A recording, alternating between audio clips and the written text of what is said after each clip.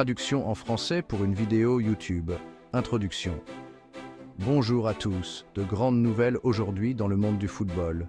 La FIFA vient d'annoncer une tournée d'inspection au Maroc et en Espagne à la fin du mois de septembre.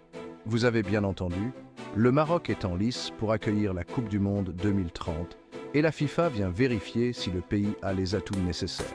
L'importance de la Coupe du Monde pour les passionnés de football, l'importance de cet événement est immense. Accueillir la Coupe du Monde, c'est un peu comme gagner le ticket d'or.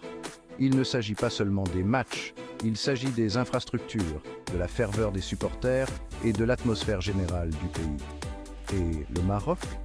Le Maroc possède tout cela en abondance. Le Maroc, un pays unique, imaginez un instant. Les montagnes de l'Atlas, le désert du Sahara, les villes animées comme Marrakech et Casablanca.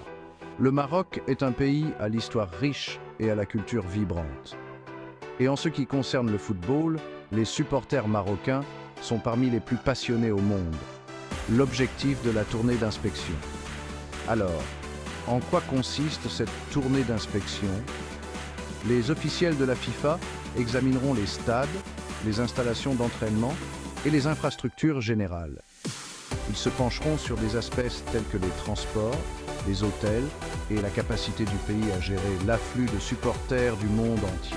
Il s'agit d'un processus rigoureux, mais il est essentiel pour garantir que la Coupe du Monde soit la meilleure possible. L'Espagne est une candidature conjointe. L'Espagne figure également sur la liste des inspections et il est enthousiasmant de voir ces pays recevoir l'attention qu'ils méritent. Imaginez les possibilités. Une candidature conjointe entre le Maroc et l'Espagne serait un incroyable mélange de culture, de paysages et de traditions footballistiques. Un rêve devenu réalité pour les amateurs de football. Prochaines étapes, et maintenant? Après les inspections, la FIFA rédigera ses rapports et prendra ses décisions. C'est un jeu d'attente, mais pour l'instant, le Maroc est sous les projecteurs. En tant que supporters, nous pouvons nous détendre et observer le déroulement de l'événement. Conclusion. Si vous êtes aussi enthousiaste que moi à l'idée d'une Coupe du Monde au Maroc, restez à l'écoute. De nombreuses autres nouvelles vont arriver dans les prochains mois. Et qui sait, nous pourrions voir le Maroc et l'Espagne accueillir le plus grand événement footballistique au monde en 2030. Merci de nous avoir suivis et n'oubliez pas d'appuyer sur le bouton « J'aime » et de vous abonner pour plus d'informations sur le football. À bientôt!